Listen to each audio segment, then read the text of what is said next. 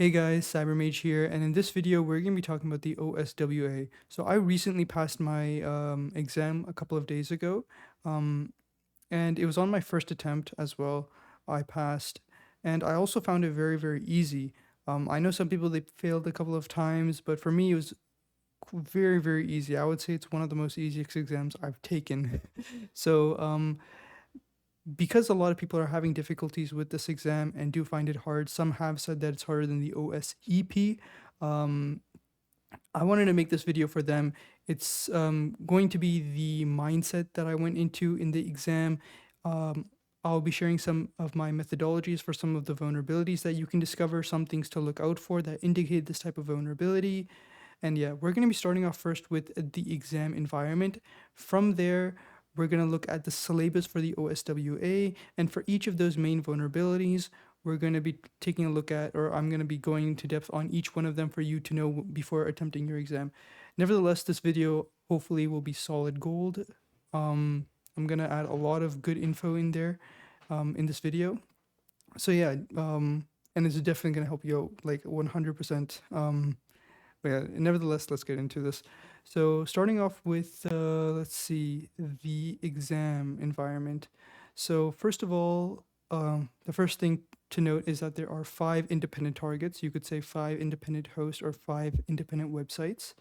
And each of this website will have a local.txt and a proof.txt. So each of these hosts will have one of these 2 files or both of these files. Both of these files are worth 10 points each. So each host or each target is 20 points. And in total, 20 times 5 is 100. So in total, it's 100 points. And for each of these web applications that you need to exploit, you first need to gain an authenticated administrator session for the local.txt file, and then the proof.txt file from the server. From the server means the underlying server, right? So such as using a command injection to gain a proof.txt file. So just a quick little overview of what type of mindset I went into is knowing that to gain the proof.txt, to gain, for example, an authenticated admin session, I'm just giving you a quick overview.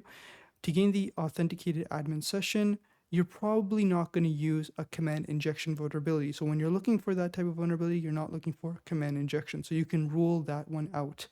But when you're looking for the proof.txt file, you're going to rule out stuff like cross-site scripting, because cross-site scripting, it needs a victim, it needs somebody to view the thing, and it really doesn't give you any command injection or any type of, the ability to run commands on the server. So this is the type of mindset that you need to go in and, yeah, to break things down. When you look at the syllabus, here's the syllabus. There's a couple of vulnerabilities, so there's not much. There's honestly quite few. You can add SSRF and course 2 cross-site scripting. We're just going to call it 1 in total, because they kind of do the same type of thing where you're using your cross-site scripting vulnerability to make requests to the web server and, yeah, pull some stuff as well. So I'm going to put in the same bracket almost. So we could call this as 1 vulnerability, the second vulnerability, SQL injection, direct traversal, 3, XML external entities, 4, 5, 6, 7. And I'm not going to include insecure direct object referencing, mainly because it's more of an enumeration part, kind of. Like when you're enumerating, you're kind of going towards this direction as well. You're kind of checking for this while you're enumerating. So I'm not going to count this in here. But for a quick example of what you could consider something to be vulnerable to this is if in the URL it says message1.txt, you should be thinking, hey, let me try message2.txt, 3.txt. Let me run a directory or your scanner, right? FUF or whatever you use, and look for maybe message100.txt and just see what you can find, right? And in some CTFs I've encountered, you would try message.txt or even message0.txt. Just a quick like an example.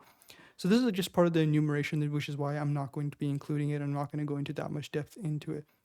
But for the rest of them, there's not that much, there's only 7. And you can split the 7 into smaller portions as well, which we're going to do. So just like I said over here, when you're gaining the authenticated administrator session, you're not going to look for command injection. So you're ruling each one out. So that means when you're looking for the local.txt file, you're looking for about only 3 vulnerabilities in that web application. And I'm going to give you some hints and tricks when enumerating as well, but we'll get to that. I'm also going to recommend some external resources, mainly because I don't think the OSWA teaches you everything that you need to know. There's some much more crucial topics that you need to know in the exam and also outside of the exam as well. So, for example, when it comes to command injection, right, you're not going to learn all of the types of ways to run a command, right? You can learn the semicolon way, but you're not going to learn, for example, the new line type of method. So it's good to know all of them, which is why I'm going to be recommending some external resources as well as some bypasses. But I'll get to those. I'll get to those slowly. So we're going to go down the list. So we're going to start off with cross-site scripting, and over here I wrote down, yeah. So we're going to start off over here. When looking for cross-site scripting, this is usually when you're trying to get the local.txt file. So in this case, you would kind of want to know, my first advice would be to know how to script a bit, in JavaScript. You can't use ChatGPT, I would usually use ChatGPT to do it, but because the proctoring thing, I had to force myself to learn how to write in JavaScript, and the main thing to learn is how to make requests and pull stuff from your request. And I'm gonna give you an example. Obviously, this is nothing that I encountered, but could be a possibility on the exam. You never know. But just some ideas from all the boxes that I have done. For example, you register an account, right? You register an account, and you can change the password for the account. And in the password section, when you're changing it, it only says new password. It doesn't ask for the current password. In this case, your mind should be leading, hey, if I could get that request to be sent from the administrator, so I would find a cross-site scripting vulnerability, which would be visited or viewed by the administrator. That will go to my hosted JavaScript file, and that would in turn change that administrator's password, So hopefully you guys understand. This is just one of the ways, right? You could do this for creating an account. Maybe you cannot create an administrator account. You can only create a basic account. So you would find a cross-site scripting vulnerability that lets you create an administrator password. Other things is to get an HTML page or get the admin dashboard, right? And the cookie thing, you really don't need to know how to code in the cookie, like how to get the cookies. You don't need to learn really how to do that because it's all over the place, right? Just copy pasting. So learning how to code in JavaScript, that's the first thing that I recommend for cross-site scripting. The other thing is to use Hack the Box. Although like I can't say it would be or not be, I would, it's good to know, honestly, in case it could come up. Learning how to do some bypasses with cross-site scripting, such as this, right? Just a basic example that I put up there, is going to be beneficial in case you encounter it. And that's where Hack the Box comes in, and which I recommend for this specific vulnerability to learn from Hack the Box. Just complete that one module. And to indicate that there's a possibility of a cross-site scripting vulnerability is if you find something that is being viewed by someone. So for example, you filled in a contact form, and once you filled that in, you got a response that says, we will respond shortly, right? We will take a look at your request shortly. This indicates that, hey, the administrator is going to view it. Let me try a cross-site scripting vulnerability. And obviously, this is only going to be for the local.txt file because it needs a victim and it doesn't get anything on the underlying server. You can't execute commands. Additionally, you can use the payload of all things, which has a bunch of payloads for cross-site scripting. So you can always reference that. That's a good resource to use as well. Now let's go to the next one, which will most likely be for a local.txt file, which is SSRF. Now, yes, you could gain the proof.txt file using this, but there's 2 types of situations to go about it. From all the boxes that I've done, there's, From all the boxes that I've done, majority of the time, 99% of the time, I'm yet to encounter something else. Server-side request forgery was usually used. We would change this HTTP area. So we would try to gain a specific file that would reveal credentials. Now, I'm going to get to a bit deep, but I think I'm just going a bit too fast. I'm going to roll it back a bit. So, when looking for SSRF vulnerabilities, you would look for something like a URL that goes to a link. That's an idea. You can look for an upload functionality via a URL. So, for example, you want to change your profile picture and it asks you for a link to the picture on Google Images, for example.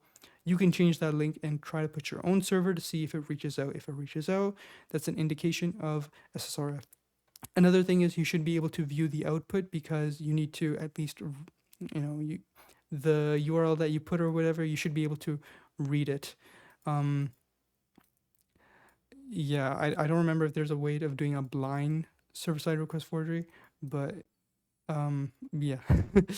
uh, my mind's gone numb a bit right now, but you should be able to retrieve the output, you know? And when you encounter something like this, such as an upload functionality via URLs, you kind of want to change that to use a file executable / password to confirm that you can view files on the server, right? And sometimes to confirm whether this is vulnerable or not, and you cannot really reach your own server for some reason, you can try to reach their own website. So just putting HTTP localhost, right, 127.0.0.1, and then trying to reach another type of page on their website. That's just one of the ways, you know. But yeah, when you find an SSRF vulnerability, you're going to try to view some files, and to confirm that you have it, that you do have an SSRF vulnerability, you're going to look for the exe password file to confirm it, and this would be the command that you would use right over here.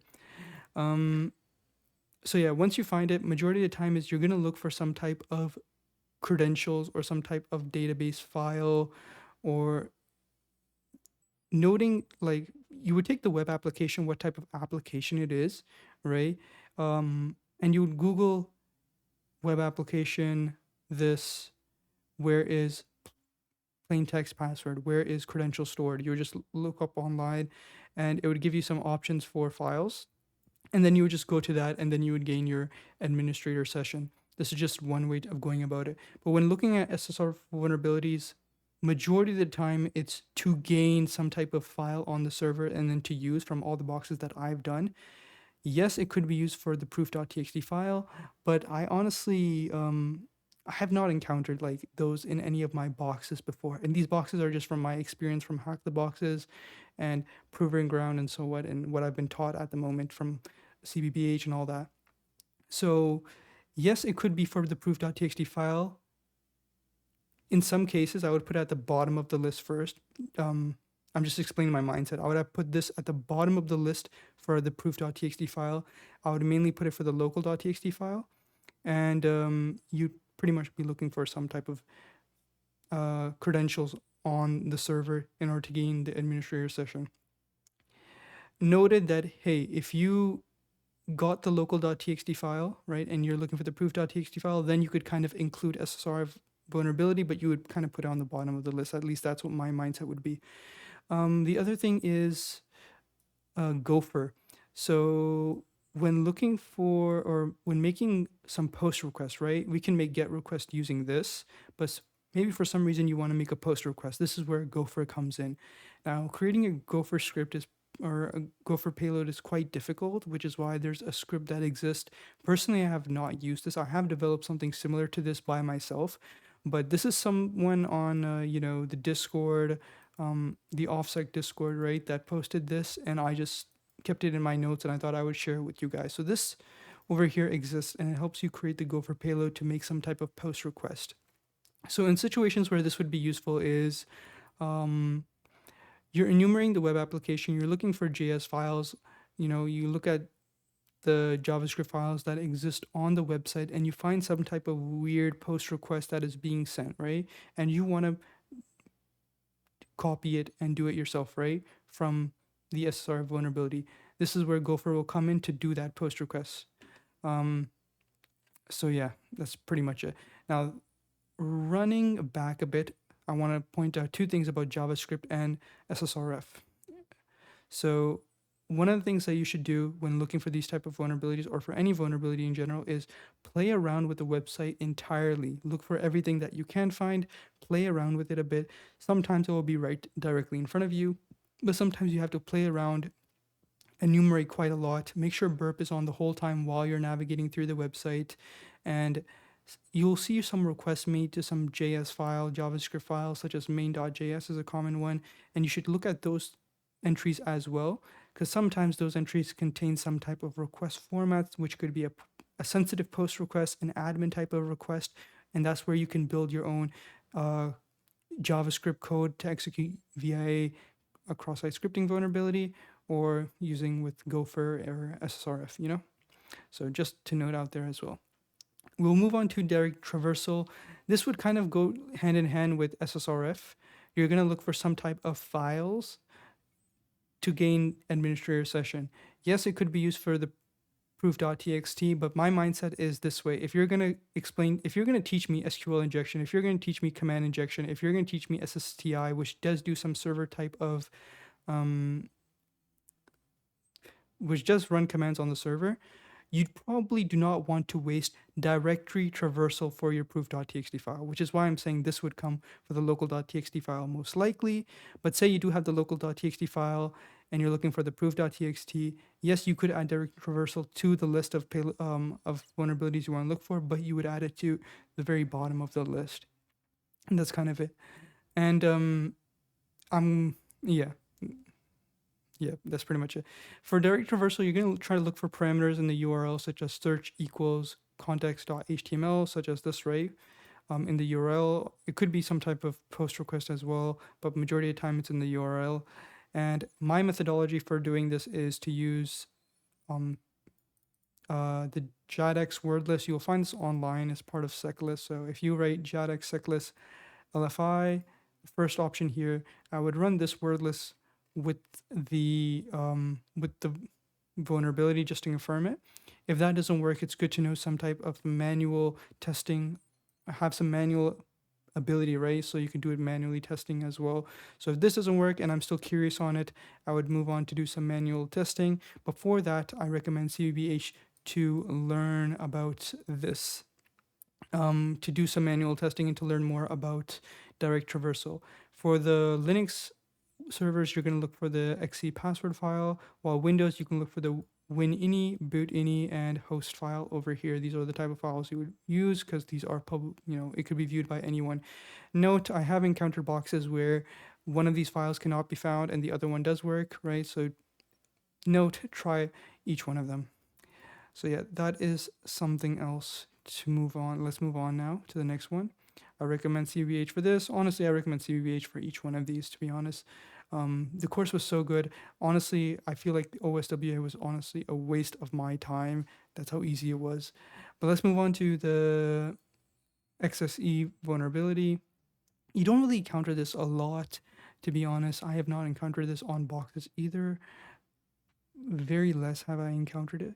And because of that, I don't have much to say on it, right? I wouldn't say I'm very fluent on it. Yes, I've done the course, I've learned it from Hack the Box, but because you don't have much opportunities to encounter it, I recommend doing Hack the Box module just for a bit of more hands-on experience. And for things to look out for is more like upload functionality that looks like it's being formatted using external entities, I believe is what it's called. I don't even know what the whole name is. That's how less I encounter it. But even though I could perform the vulnerability, like exploit the vulnerability, but look for upload functionality, look for something that is formatted in that style, that tree style, and do Hack the Box just to gain an idea or gain more hands-on experience with it. And for this, would it be for the local.txt or the proof.txt? Majority of the time, since it does allow you to pull files from the server, this type of vulnerability, I would say, can go for both situations, right? But majority of the time, I would put this in the proof.txt file. But because it's encountered so less, I'm going to put it in the middle where you're not going to really look for this type of thing. Yes, you could encounter it, but it wouldn't be my main priority. That's how less you encounter it, to be honest. You guys probably encounter it way more, I don't know, but I'm just giving my mindset on what I went or my thinking when I was taking the exam, and I just want to put it out there, and I think it's just a really solid advice. So moving on to SQL injection, just like I said, if you're going to teach SQL injection, command injection, SSTI, you're going to want to um, use it for the proof.txt file, right? Because with SQL injection, you could gain an OS, you can gain the ability to run commands on the server. So when talking about SQL injection, you are allowed to use SQL map. And when using SQL map, you do encounter some errors from time to time. And I want to tell you guys how to fix those errors if you do encounter it. And the main thing is the errors with post requests, because post requests SQL map sometimes misses your parameter. So to play around with that, there is 3 things that I would do. Number 1 is when you copy the whole request and put it to a file, and you're using SQL map or post.txt, you can use the P option and write the parameter, whatever it is. So say you are in a login page and you put the parameter username, that's what you want to target. And yeah, then you would just run it to see if it can catch that username being vulnerable or not. The other thing is you would remove the P option over here and you would just add a star in the parameter section. So if you have username equals, and I tried admin, for example, right? Let me just do the whole thing. Password equals admin in your post body, right? You would just go to admin, remove admin, and just put a star over here. And you would just run it like that with SQL map and see if it catches it. If it doesn't catch it, then it's the third option is don't use any at all. So no star and no parameter option, and just see if it will catch it then. So yeah, always use SQL map for SQL injection vulnerabilities. And you're kind of looking for something like any database query. So saying you're deleting some type of note, you have the ability to add a user to the website. That's a cool one. Or even the login page, right? When you enter your username and password, it's going to a database to check if it exists or not.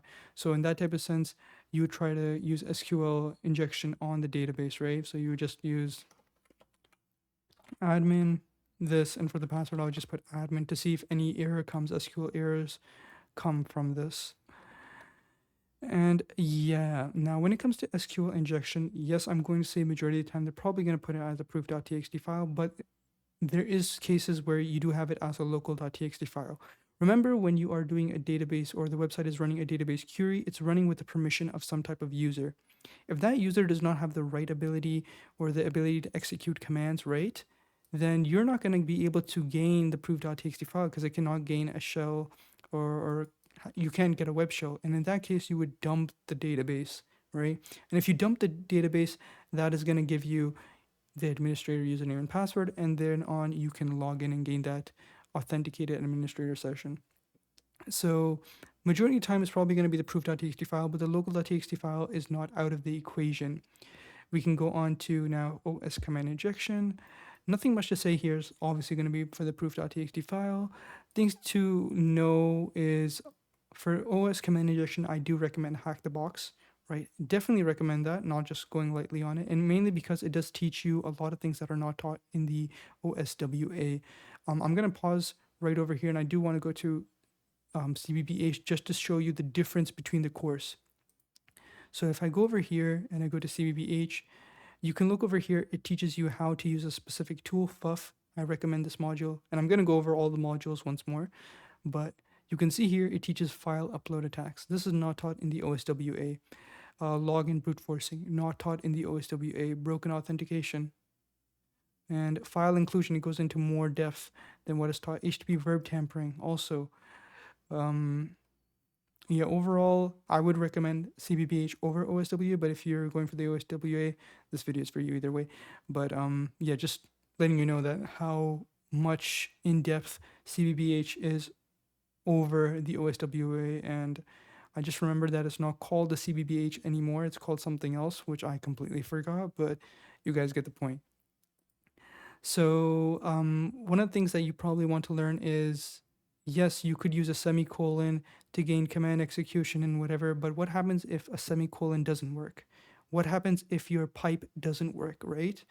You need to know other types of payloads for this to work. And this is where CBBH teaches you those types of payloads, different payloads, and making sure you URL encoding it if it does not work, these types of scenarios. What about in a scenario where, say you do get a semicolon to work, it does go through, but your who am I command does not work, right? It's blacklisted, right? In that case, what types of bypasses can you use? For example, this is a technique. This is all taught within the CBBH, and I do recommend learning all of this. Additionally, for each of these things that are taught here, I recommend payload of all things, which should help you. It does give these type of things, but obviously if you don't learn it, you're not going to understand it. They just give it to you like this. So if you go to payload of all things and you go to this command injection section, bypass with a single quote. Some of you might not know how it works. And you see over here that it says 1, 2, 3, 4, right? This should always be an even number, you know? If you don't know, you're gonna get it confused from time to time. So which is why I'm saying it's better to learn it from CBBH than just picking stuff off this, but you can always pick stuff off this, you know? It's just there in case. So yes, so command injection is pretty much done. Recommended CBBH, payload of all things, gave some ideas, extra things to learn, and it's going to be for the proof.txt file. Let's move on to SSTI. This majority of the time is going to be for the proof.txt file, and there is a website that I recommend over here called this template injection table. And what it does is if you find anything that leads you to thinking that, hey, this is going to be an SSTI vulnerability, you're kind of looking for things being that template being displayed somewhere, because when you change the template or adjust the template, it needs to be displayed somewhere, so you should be able to see the output. The other thing is that if it just looks like a template, you can consider, hey, this is probably going to be an SSTI vulnerability. So anything that looks like a template, maybe it even says template on the website, that's a hint as well, and it can be displayed somewhere which you can view. So that's kind of it. And when you do encounter these vulnerabilities, the first thing to do is to find what type of template engine it is. And this is where this website comes in. It has the things that are taught in the OSWA and CBBH and many more templates as well. So what you're going to do is you're going to just copy one of these payloads and you're going to go through each one of them slowly. And when you paste this over there and you render the template, right, and you check the output, it's going to give you one of these. So for example, let's say we encountered an error, and it's going to slim it down to things that encounter, or the template engines that encounter an error. So let's say you use this one now, right, and you encountered an error. Okay, that just gives that. So let's go to something unique. All right, this payload we tried and we got this. Whoa, okay, so now we have one over here, which is this type of template engine. When you encounter a unique template engine, you can go to Google, which is what I wrote over here. So Google, you would use that to, know what type of commands to use for gaining some type of command ability on the server. I also recommend Hack the Box for this as well. And yeah, and also use payload of all things. This is very helpful because it covers a lot of the main type of templates, not the unique one that you usually don't encounter, but the main ones, they're usually over here. So this is also there as well. So yeah, this basically covers all of it. We can go on to CBBH, but actually there's another thing that I want to let you guys know. And this is about the challenge labs specifically. When you're doing the challenge labs and you're going through each one, make sure you take a note of what type of vulnerability you're encountering for the local.txt file and the proof.txt file. So for example, local.txt file was a cross-site scripting vulnerability. You would just write that down. The proof.txt file was command injection.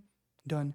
And there's about 11 challenge labs, and for each one you're going to go through it and you're going to gain an idea of how the exam environment is going to be like, right? Because these are practice for the exam, and majority of the time you're probably going to see a very common vulnerability coming up more than once. The proof.txt file, maybe your SQL injection is coming up 3-4 times, right, when you're doing the challenge labs. I'm just making this up, right? So this can kind of guide you towards the mindset that you should have when taking the exam. Nevertheless, I always recommend Hack the Box. This is where I started off with, and I have been learning this ever since. So I recommend doing these modules, specifically this one for learning FUF. FUF is extremely useful. Honestly, I have not encountered a better tool than FUF, and I've been running with it ever since. Cross-site scripting, good module. SQL injection, an amazing module going much more beyond the OSWA. Each one of these goes beyond the OSWA. SQL map essentials as well. Useful command injection, useful file uploaded text, not going to be needed for the OSWA. Server-side attacks, yes, you have SSRF, SSTI over here. And this one over here, server-side, I can't read it, one second. Includes, yeah. So this one over here is not going to be on the OSWA, so you can ignore it. Login brute forcing, still useful to know, keep it under your belt in case. Broken authentication, nothing here. Web attacks, yes, you can look for the IDOR one and the XXC one. And file inclusion. For file inclusion, you're just going to kind of do one of the topics over here, which is the one that only teaches you local file inclusion one and basic bypasses. So you know how to bypass them. The rest of these are much more complicated, much more in depth. And what else do we have over here?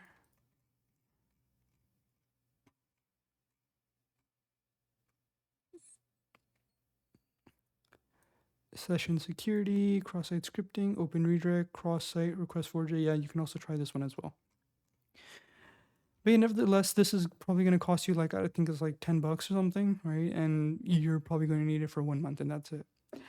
So yeah, that is pretty much it for the video. Is there anything else that I am missing? Nope. I guess that's it. So take care, guys. I'm pretty sure this video is definitely going to help all of you guys who are trying to give the OSWA. Personally, I found it very easy, and I wish you the best of luck, and I hope you guys pass. So take care and see ya.